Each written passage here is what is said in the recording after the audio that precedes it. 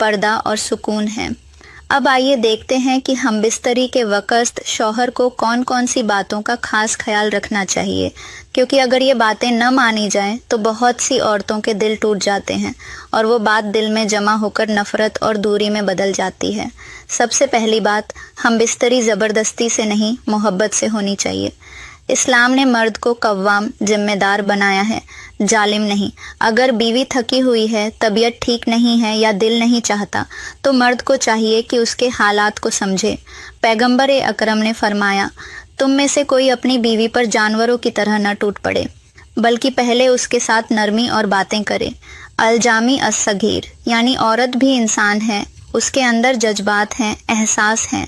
शौहर को चाहिए कि वो उसे मखलूक एक खास के तौर पर इज्जत दे, न कि अपनी हवस का सामान समझे। दूसरी बात, हमबिस्तरी से पहले साफ सफाई और ताजगी का ख्याल रखना।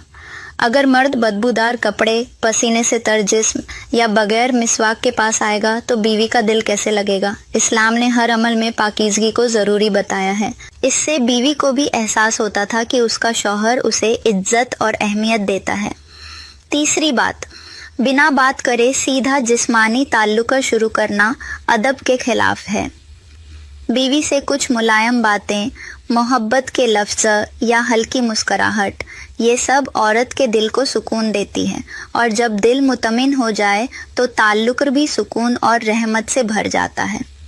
चौथी बात, पूरी तरह कपड़े उतारना जायज़ है मगर बेहतर नहीं। शरीयत में दोनों का एक दूसरे से पूरी तरह बेपर्दा होना हराम नहीं मगर पसंदीदा नहीं है। हज़रत उमर रजी अल्लाहु अन्हु फरमाते हैं कि अगर दोनों एक कपड़े में हों तो कोई हरज नहीं, मगर पूरी तरह नग्न होकर एक दूसरे को देखना अदब के खिलाफ है।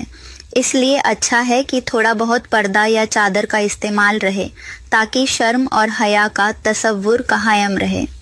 पांचवी बात, हमबिस्तरी से पहले बिस्मिल्लाह पढ़ना न भूलें। हदीस में आता है, अगर कोई मर्द अपनी बीवी के पास जाए और ये दुआ पढ़े तो अगर उस रात उनके नसीब में औलाद हो तो शैतान उसे नुकसान नहीं पहुंचा सकता। सही बुखारी। अब बात आती है, हमबिस्तरी के दौरान क्या बातें मुनासिब हैं। इस्लाम ने इसकी भी हिदायत दी है कि ताल्लुक के वक्त गंदी या बेहुदा बातें न की जाएं। अगर बात करनी भी हो तो प्यार और नरमी से, क्योंकि वो लम्हा इज्जत और मोहब्बत का होता है, ना कि मजाक या बेहयाई का।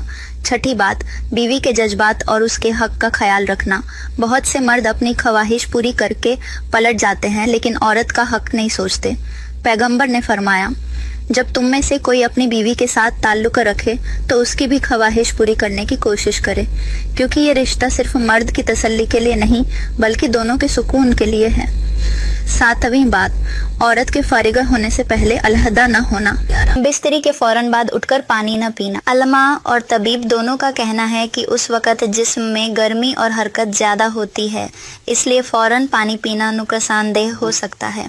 पहले थोड़ा आराम करें, फिर हाथ मुंह धोकर पानी पिएं। नौवीं बात, फौरन बाद गौस्ल का हुक्म। कुरान और हदीस दोनों में जनाबत, हमबिस्तरी के बाद की हालत में पाकी हासिल करने का हुक्म है। अगर नींद लग जाए या ठंड हो तो कम से कम वुजू ज़रूर कर लेना चाहिए। पैगंबर कभी कभी गौस्ल से पहले वुजू करके सो जाया करते थे। 10वीं बात, बीवी को बाद में छोड़कर न चला जाए।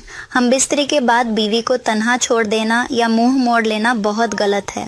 थोड़ी देर उससे बात करें, उसका हाथ थामें ताकि वो महसूस करे कि ये रिश्ता सिर्फ जिस्म का नहीं बल्कि दिलों का भी है। इससे बीवी के दिल में मोहब्बत और भरोसा बढ़ता है।